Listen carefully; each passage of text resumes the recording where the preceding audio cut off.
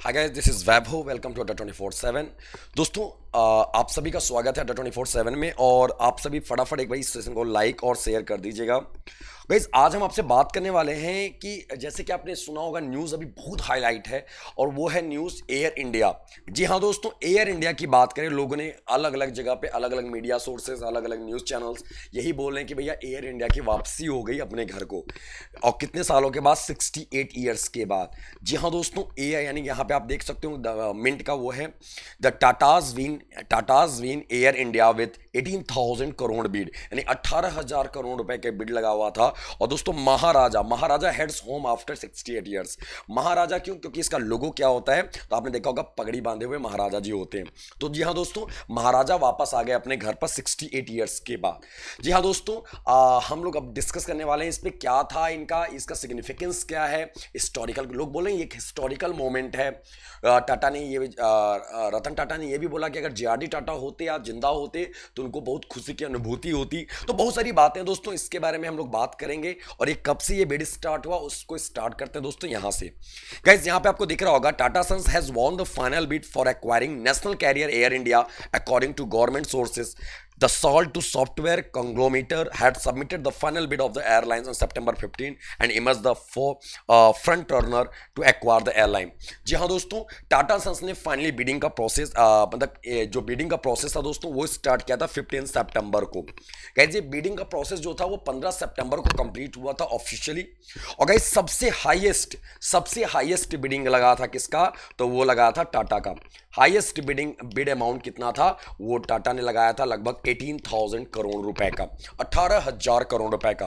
और दोस्तों आपको बता दें, इन एयर इंडिया को गवर्नमेंट ऑफ इंडिया दोस्तों बहुत लंबे समय से डिसइन्वेस्टमेंट करने, यानी इसके अंतर्गत डिसइन्वेस्ट करने की बात कर रहा है, यानी डिसइन्वेस्टमेंट करने की बात करी थी। यानी जो इसके शेयर थे गवर्नमेंट के, उसको क्या करने की बात करी थी? गवर्नमेंट बेचने की बात करी थी। और दोस्तों 15 सितंबर को फाइनली बिडिंग लगाई गई और बहुत सारे लोगों ने, बड़े बड़े लोगों ने बढ़ चढ़कर इसमें बोली लगाई। और इसमें दो ही लोगों का नाम हाईलाइट हो रहा है, क्योंकि इन दोनों लोगों की जो बिड थे वो सबसे बड़े अमाउंट के थे। हम बात करेंगे आगे में कौन थे। दोस्तों यहां पे बोला गया टाटा, चाहे वो टाटा नमक हो यानी टाटा साल्ट हो या फिर टीसीएस का सॉफ्टवेयर हो, सब में टाटा ने इन सबको टाटा ग्रुप, टाटा सन्स, इन्होंने क्या किया और बोली लगा के एक्वायर कर लिया वापस से किसको? एयरलाइंस को। और गाइस, आपको जैसा कि सबको पता होगा कि टाटा एयर इंडिया को स्टार्ट किया था जेआरडी टाटा ने। इसके बारे में भी हम लोग बात करेंगे। फिलहाल बात करते हैं दोस्तों, हमने बोला था कि इसमें बहुत सारे लोगों ने बढ़ चढ़कर बोली लगाई थी और इसमें दो लोगों के नाम हाईलाइट थे, जिनमें से एक नाम था टाटा का और टाटा सन्स का, और दूसरा नाम था दोस्तों स्पाइस जेट के प्रमोटर अजय सिंह साहब का। आपको पिक्चर में देख रहे होंगे दोस्तों, इन्होंने जो बोली लगाई थी, ये कहा जा रहा है कि अजय सिंह ने बोली लगाई थी, वो था 50,000 करोड़ रुपए का, यानी कि 15,000, ऐसे कह सकते हो 15,100 करोड़ रुपए की बोली थी। किसका? तो स्पाइस जेट के प्रमोटर अजय सिंह का। लेकिन दोस्तों फाइनली ये इस बिड का विनर कौन रहा? जो 18,000 करोड़, क्योंकि आपको पता होगा बिड यानी कोई बोली लगती है जिसका सबसे ज्यादा अमाउंट होता है वही विनर कहा जाता है, और वो विनर रहा टाटा सन्स। सो गाइस, आपको बता दें कि ये टाटा बहुत पहले से, यानी कह सकते हो गवर्नमेंट ऑफ इंडिया बहुत पहले से ही क्या करनी चाह रही थी? डिसइन्वेस्टमेंट, जैसा कि हमने अभी आगे में बात किया अगले पिछले स्लाइड में, कि गवर्नमेंट ऑफ इंडिया बहुत समय पहले ही क्या करें, इसमें डिसइन्वेस्टमेंट करने की बात कर रही थी। लेकिन गाइस, यहाँ पे इसमें मतलब कोई इंटरेस्ट नहीं दिखा रहा था, यानी एयर इंडिया में कोई अपना इंटरेस्ट नहीं दिखा रहा था। जब लोगों ने पूछा कि भाई सोर्सेस का ये कहना था, लोगों को ये पूछा गया कि क्या रीजन है कि लोग इतना इंटरेस्ट नहीं दिखा रहे हैं एयर इंडिया में, तो भाई लोगों ने ये बताया कि गवर्नमेंट ऑफ इंडिया ने इसको अट्रैक्टिव नहीं बनाया, यानी कि जो ये डिसइन्वेस्टमेंट कर रही है गवर्नमेंट ऑफ इंडिया को इसको बहुत अट्रैक्टिव बनाना पड़ेगा। Attractive in the sense guys, यहाँ पे क्या है, यहाँ पे तो अट्रैक्टिव मतलब यहाँ पे ये है कि लोगों को क्या, यहाँ की लोगों को डर था कि ऑलरेडी ये क्या है, ये घाटे में चल रही है। कौन? Air India. तो घाटे में जा रही है, तो और गवर्नमेंट उसमें कुछ कंडीशंस दे रखी थी। गवर्नमेंट ने ये बोला था कि भाई हम 25% स्टैक अपने पास रखेंगे, ठीक है। फिर गवर्नमेंट ने ये बोला कि मतलब अपने हिसाब से, इसमें बहुत सारे लोग थे जो उसके एम्प्लॉयज़ थे, चाहे वो फुल टाइम हो चाहे वो पार्ट टाइम हो, उन सभी एम्प्लॉयज़ को अपने पास रखता। यानी कि एयर इंडिया को गवर्नमेंट ने बोला कि उन सबको जॉब देनी होगी 1 साल तक। बहुत सारी कंडीशंस थे, कहने का मतलब ये कि, और इसीलिए अट्रैक्टिव नहीं था, लोग इसमें कतरा रहे थे इसमें बोली लगाने से।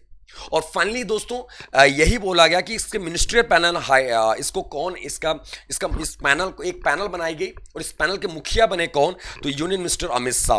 और फाइनली उसके बाद दोस्तों उन्होंने ये सोर्सेस के उनके सोर्सेस के थ्रू ये पता चला कि ये अमित शाह का ये कहना था कि फाइनली ये जो बिड है सबमिट किया गया टाटा के द्वारा और ये बिड अप्रूव किया इन्होंने, और फाइनली ये भी बोला कि टाटा ने इस बिड इस बोली को जीत लिया है, यानी कि टाटा के पास अब एयर इंडिया हो जाएगा ऑफिशियली। ठीक है, सो गाइस इसको अट्रैक्टिव बनाने के लिए बोला जा रहा था। अट्रैक्टिव मतलब ये सारी चीजें बाद में इन्होंने खत्म कर दिया। इन्होंने जो बोला था कि 25% स्टैक हम अपने पास रखेंगे, फिर गवर्नमेंट ने बोल दिया बाद में कि भाई आप 100% अपने पास रखो, हम 25% भी नहीं रखेंगे अपने पास। ठीक है गाइस, बात करें हम आगे, सोर्सेज इंडिकेट्स, ठीक है, sources indicate that the bid submitted by Tata Sons was 3000, यहां से ध्यान से देना, 3000 crore more than the minimum reserve price set by the government committee. Guys minimum reserve price क्या होता है यहां पे? मिनिमम रिजर्व प्राइस ये है, मिनिमम रिजर्व प्राइस ये है गाइस कि सपोज दैट गवर्नमेंट यहां पे 12,000 रुपए कहती है कि 12,000 रुपए हमारा क्या है, मिनिमम रिजर्व प्राइस है, एमआरपी यानी मिनिमम रिजर्व प्राइस है हमारा इतना 12,000 करोड़। इसके नीचे अगर कोई बोली लगाता है कोई मतलब नहीं है उसका, हम उसको इंटरटेन करेंगे नहीं। जब इसके ऊपर कोई बोली लगाएगा तभी हम उसको इंटरटेन करेंगे। तो यहां पे ये बोला जा रहा है कि टाटा ने क्या किया है, इससे 3,000 करोड़ से ज्यादा, यानी इससे ज्यादा, तीसरे यानी 12,000 है प्लस 3,000 एक्स्ट्रा इसकी बोली लगाई, लेकिन एक्चुअल बोली टाटा की कितनी की लगी थी दोस्तों? 18,000 करोड़ रुपए की। ठीक है, the top sources from the ministry of civil aviation said all formalities of the Air India disinvestment process will be completed by December 2021। Guys जो सिविल एविएशन मिनिस्ट्री इसके हैं राजीव बंसल, इसके सेक्रेटरी कौन है? राजीव बंसल। दोस्तों इनका कहना है कि डिसइन्वेस्टमेंट का जो प्रोसेस है पूरा का पूरा, ये प्रोसेस दिसंबर 2021 तक पूरी तरीके से कंप्लीट कर लिया जाएगा। ठीक है, यानी कि इसी ईयर लास्ट दिसंबर तक एनी हाउ कंप्लीट कर लिया जाएगा। अब दोस्तों बात करते हैं प्राइवेटाइजेशन जर्नी, यानी एयर इंडिया के जो प्राइवेटाइजेशन जर्नी थी इसकी बात करते हैं हम लोग। ठीक है दोस्तों, इसको बता दें अगर हम इसमें बात क्या है कि इन जून 2019 द सेंटर अनाउंस द यानी कि 2019 में जून में ही गवर्नमेंट ऑफ इंडिया यानी केंद्र सरकार ने जो कर्जे में डूबी हुई एयर इंडिया को डिसइन्वेस्ट करने की बात कर रही थी। 2019 से ये बात चल रहा था। देन सिविल एविएशन मिनिस्टर, उस समय civil aviation minister Hardeep Singh Puri हुआ करते थे। उन्होंने क्या किया, इसको इस प्रोसेस को थोड़ा डिले होने की बात कही और बोला ये प्रोसेस इसलिए डिले हो रहा है कि अभी जो इंटरनेशनल मार्केट में जो एक्सचेंज यानी जो फ्लक्चुएशंस चल रहे हैं एक्सचेंज रेट्स में और क्रूड ऑयल्स में जो फ्लक्चुएशंस चल रहे हैं, इस वजह से हम अभी इसका डिसइन्वेस्टमेंट नहीं करेंगे। उसके बाद से दोस्तों क्या हुआ, 19 में बात हुई थी, तब से ये क्या होने लगा, ये एक्सचेंज रेट का फ्लक्चुएशंस एंड क्रूड ऑयल का जो फ्लक्चुएशंस, ये सारी बातें थी। उसी के बाद दोस्तों क्या हुआ, कोविड आ गया, तो इस वजह से ये डिसइन्वेस्टमेंट प्रोसेस पूरी तरीके से फुलफिल नहीं हो पाया। ठीक है, फिर गाइस बात करें अगर हम, यहां पे ये वही चीज लिखा हुआ है, the bid letter got delayed, यानी कि जो बोली थी वो डिले होती जा रही थी ड्यू टू कोविड, यानी कोविड की वजह से। और दोस्तों और इसमें डेप्ट और बढ़ता जा रहा था। गवर्नमेंट का ये कहना था, सरकार का ये कहना था कि गवर्नमेंट ने ये बोला कि भाई हम यानी कि एयर इंडिया में लगभग 30,520 करोड़ का इन्फ्यूज किया मैंने शेयर, यानी कि पैसा शेयर कर, सॉरी, इसमें पैसा गवर्नमेंट ने बोला कि हमने इन्फ्यूज किया, यानी कि हमको ये घाटा हो रहा है, हमको एनी हाउ इसको डिसइन्वेस्ट करना है, यानी कि इसमें विनिवेश करना होगा, हमें इसको बेचना पड़ेगा क्योंकि हमको घाटा हो रहा है बार बार, कि लगभग 30,520 करोड़ रुपए गवर्नमेंट ने बोला कि हमने क्या किया, इन्फ्यूज किया इनमें से इसमें पैसा। और गाइस 11-12 दिसंबर दिस ईयर, यानी कि 11-12 से दिसंबर दिस यानी इस साल के दिसंबर तक एयर इंडिया में इतना पैसा इन्फ्यूज किया, गवर्नमेंट का ये कहना है। दोस्तों यहां पे बोला जा रहा है, the main hurdle that expert says that derailed the carriers privatisation plan investors scare oversize staff and डेप्ट ऑब्लिगेशंस, यानी कि इसका मतलब यहां पे ये है, जो भी हम लोगों ने अभी पिछली पीपीटीज में बात किया, क्या यहां पे यही सबसे बड़ा मेन मुद्दा है कि भाई इसका मेन हर्डल क्या था, इसका डिसइन्वेस्टमेंट ना होने का सबसे बड़ा रीजन यही था। ठीक है, इसका प्राइवेटाइजेशन ना होने का सबसे बड़ा रीजन यहां पर यही था कि इसके डेप्ट ऑब्लिगेशंस और ओवरसाइज स्टाफ, यानी मैक्सिमम स्टाफ थे, जितना जिसका जरूरत नहीं है उससे ज्यादा इसमें स्टाफ थे, और तो इसका डेप्ट ऑब्लिगेशंस, यानी कि जो इसके ये कर्ज में डूबी हुई कंपनी थी, इसलिए इसको लोग, इसका मेन हर्डल यही था, लोग यहां पे इसमें बोली लगाने से कतरा रहे थे कि कहीं ऐसा ना हो कि बोली लगाए और पता चला हम भी डूब जाएं इसमें। गाइस फिर आगे इसकी अगर बात करें इसके सिग्निफिकेंस की, सिग्निफिकेंस क्या है, महत्व का है इसका, जो अभी आपने देखा होगा बोला गया 68 ईयर्स के बाद वापस घर आ गया कौन, एयर इंडिया। गाइस आपको बता दें हिस्टोरिक्स कह सकते हो हिस्टोरिक मोमेंट या सिग्निफिकेंट मोमेंट क्या है। तो दोस्तों जैसे कि आप सभी लोग जानते होंगे air India, guys air India के फाउंडर कौन थे, जे.आर.डी. टाटा।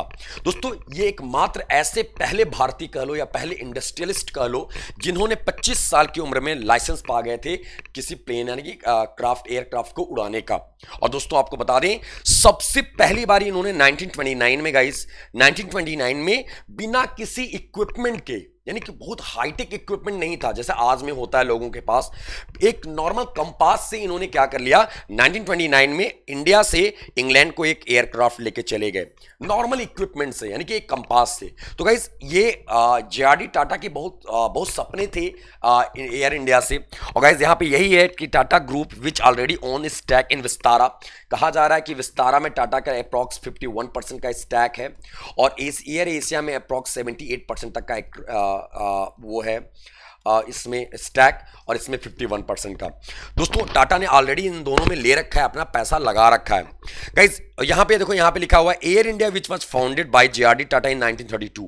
गाइस 32 में ऑफिशियली इसको पहचान दी गई, ठीक है। Was taken over by the government of India in 1953। दोस्तों गवर्नमेंट ऑफ इंडिया के द्वारा 1953 में इसको क्या कर दिया गया, इसका राष्ट्रीयकरण कर दिया गया था 1953 में। दोस्तों ये राष्ट्रीयकरण वाली बात ही बिल्कुल सेम उसी तरीके से है जैसे हमारे बैंकों का 1969 में राष्ट्रीयकरण किया गया था, पहले शिफ्ट में 14 बैंकों का और 1980 में दूसरे शिफ्ट में 6 बैंकों का। राष्ट्रीयकरण मतलब कोई बैंक है गाइस प्राइवेटली ऑन्ड बैंक था, आपको पता ही होगा, यही था हम लोगों ने पढ़ा है क्या, कोई प्राइवेटली ऑन्ड बैंक है तो उसमें भैया 51% का स्टैक गवर्नमेंट ने परचेज कर लिया, यानी मालिकाना हक किसके पास चला गया, गवर्नमेंट के पास। Same as it is guys 1953 में एयर इंडिया के साथ भी किया गया यही चीज। और दोस्तों जे.आर.डी. टाटा का सबसे कह सकते हो ये बड़ा सपना था, इनका विजन क्या था, इनका विजन यही था, ये जे.आर.डी. टाटा साहब हैं, इनका विजन यही था कि एयर ट्रेवल को ज्यादा यानी कि सस्ता बनाया जा सके, एयर ट्रेवल को सस्ता बनाया जा सके। इनका विजन था, स्पेस का मैं यहां लिख दे रहे हैं, इनका विजन था कि एयर ट्रेवल को सस्ता बनाया जा सके।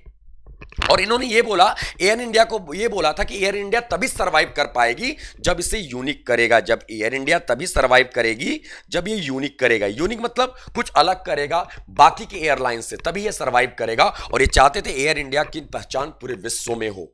इनका ये दो विजन थे, ठीक है। लेकिन गाइस 1953 में जब इसको ऑफिशियली तरीके से क्या हुआ, ऑफिशियली तरीके से इसको प्राइवेट क्या किया गया, नेशनलाइज किया गया। तो दोस्तों इसमें किसका हस्तक्षेप हो गया, तो इसमें गवर्नमेंट ऑफ इंडिया का हस्तक्षेप हुआ। दोस्तों उसके बाद क्या हुआ, 1978 में guys I government, Janata party की गवर्नमेंट आई, मोरारजी देसाई की सरकार आई, जनता पार्टी की गवर्नमेंट आई, याद है, जिसमें विदेश मंत्रालय मिला था अटल बिहारी वाजपेयी को 1971 में, यानी कि पहली गैर कांग्रेसी सरकार बनी थी 1978 में। उस समय जनता पार्टी की सरकार आई, मोरारजी देसाई प्रधानमंत्री थे। उन्होंने क्या किया कि जब 1953 में एयर इंडिया नेशनलाइज्ड हुआ था 1953 में, जब नेशनलाइज्ड हुआ था तो इसमें गवर्नमेंट का हस्तक्षेप बढ़ गया और जे.आर.डी. टाटा को बोर्ड ऑफ डायरेक्टर में स्थान मिला, बोर्ड ऑफ डायरेक्टर में इनको जगह मिली। यानी कि जो किसी कंपनी को चलाते हैं तो उसमें बोर्ड ऑफ डायरेक्टर्स होते हैं, तो बोर्ड ऑफ डायरेक्टर्स में इनको स्थान मिला। लेकिन जब 1978 में जनता पार्टी की सरकार आई, यानी मोरारजी देसाई प्रधानमंत्री बने, यानी कि उनकी सरकार आई, तो इसमें बोर्ड ऑफ डायरेक्टर से जे.आर.डी. टाटा को बाहर कर दिया गया। वापस से दोस्तों जब फिर से इंदिरा गांधी की गवर्नमेंट आई तो इंदिरा गांधी जी ने क्या किया, बोर्ड ऑफ डायरेक्टर में फिर से किसको रख लिया, जे.आर.डी. टाटा को। उसी समय के स्टेटमेंट था, जे.आर.डी. टाटा ने एक स्टेटमेंट दिया था, बड़ा भावुक होकर स्टेटमेंट दिया था कि भाई ये बिल्कुल उसी तरीके से कि कोई पिता है, कोई बाप है, ठीक है, उसका एक सबसे प्रिय पुत्र है, उसको अपने सबसे प्रिय पुत्र को उससे छीना जा रहा है। तो गाइस ये जे.आर.डी. टाटा का स्टेटमेंट हुआ करता था उस समय, जिस समय इनको बोर्ड ऑफ डायरेक्टर से हटा दिया गया था एक्चुअली। और गाइस कह सकते हो कि जब इसमें अगर यहां पे बात आती है, क्या यहां पे है, when was Tata lost their control of air India, यानी कि गाइस टाटा ने एयर इंडिया का कंट्रोल कब खो दिया, यानी पूरी तरीके से इसके हाथ से तब बाहर हो गया एयर इंडिया। दोस्तों 1946 में aviation division of Tata Sons was listed Air India. 1946 में इसको एयर इंडिया में क्या किया गया, लिस्ट किया गया दोस्तों एयर इंडिया के नाम से। 1948 Air India international was launched flight to Europe. दोस्तों सबसे पहला फ्लाइट इसका यूरोप गया 1939 में, 1948 में। और दोस्तों कहा यह जा रहा है कि ऐसे याद रखना कि 2011 में गाइज 2011 में 2011 से पहले कह लो टाटा क्या करता था, एयर इंडिया डोमेस्टिक अलग लेके चलती थी और इंटरनेशनल फ्लाइट अलग हुआ करता था। लेकिन दोस्तों आफ्टर 2011 के बाद इंटरनेशनल और डोमेस्टिक को मर्ज कर दिया गया, यानी कि जो फ्लाइट डोमेस्टिक होगी वो इंटरनेशनल भी होगी, ऐसे कह सकते हो आप। दोस्तों यहां पे क्या हुआ, the international service was among the first public private partnership in India, the government holding 49% of Tata, keeping 25% and the public owning the rest. यानी कि जो अब इसमें क्या हुआ, पब्लिक प्राइवेट पार्टनरशिप के थ्रू टाटा ने पहला इंटरनेशनल सर्विस स्टार्ट किया, जिसमें गवर्नमेंट का स्टेक था 49%, टाटा ने केवल 25% रख रखा था अपने पास और बाकी का सब पब्लिक ओन्ड था। और 1953 में दोस्तों एयर इंडिया को क्या कर दिया गया था, राष्ट्रीयकृत कर दिया गया था, जो सबसे बड़ा रीजन था इसका कंट्रोल खोने का। गाइस ऑफकोर्स सी बात है, जब राष्ट्रीयकृत हो गया तो गवर्नमेंट ऑफ इंडिया का हस्तक्षेप हो गया, उसमें पर्टिकुलरली किसी एक व्यक्ति का कोई हस्तक्षेप नहीं रह जाता, और यही सबसे बड़ा रीजन था मेरे दोस्तों जो इसका कंट्रोल खोने के लिए। सो गाइस आपको ये एक समरी है, आप देख सकते हो, समराइज करके एक पिक्चर लगाया मैंने। 1932 जेआरडी ने लॉन्च किया ट्रांसपोर्टिंग मेल 1932 में, और इसको ऑफिशियली 1946 में एयर इंडिया से लिस्टेड किया गया। 1948 में पहला इंटरनेशनल फ्लाइट गया। फिर उसके बाद 32 से 46 पे जाओ आप, 46 से 53 में देख सकते होंगे, फिर 53 से आप 2001, ठीक है, 2001 से 2007, फिर 2009 से 18, फिर 2021 में वापस से किसके पास चला गया, 100% स्टैक टाटा के पास। अभी गाइस आप देख सकते होंगे यहाँ पे क्या पिक्चर में कि इंप्लॉय कितने हैं, लगभग अगस्त 2021 तक का आंकड़ा है 12,085 इंप्लॉय है, और मार्केट में शेयर कितना है, लगभग टाटा एयर इंडिया का 13.2%। ऑपरेटिंग फ्लीट कितने, यानी कितने एयरक्राफ्ट है प्रेजेंट टाइम पे टाटा के, दिसंबर 2017 का आंकड़ा तो 115 एयरक्राफ्ट है। तो दोस्तों ये, और इस जो लॉस है लगभग 70,820 करोड़ का लॉस है, मार्च 2020 तक का आंकड़ा है दोस्तों ये। सो दोस्तों आई होप कि आपको ये मजेदार लगा होगा। सो गाइस इस सेशन को लाइक और शेयर जरूर कीजिएगा, और जो हमारे नए दोस्त हैं वो चैनल को सब्सक्राइब करके बेल आइकन जरूर प्रेस करें ताकि उनको लाइव नोटिफिकेशन मिलता रहे। सो दोस्तों ऐसे ही जानकारी के लिए हम आपसे मिलते रहेंगे, तब तक के लिए दोस्तों नमस्कार, धन्यवाद, जय हिंद, बाय, टेक केयर, हर हर महादेव। आप सभी अपना ख्याल रखिएगा। थैंक यू दोस्तों।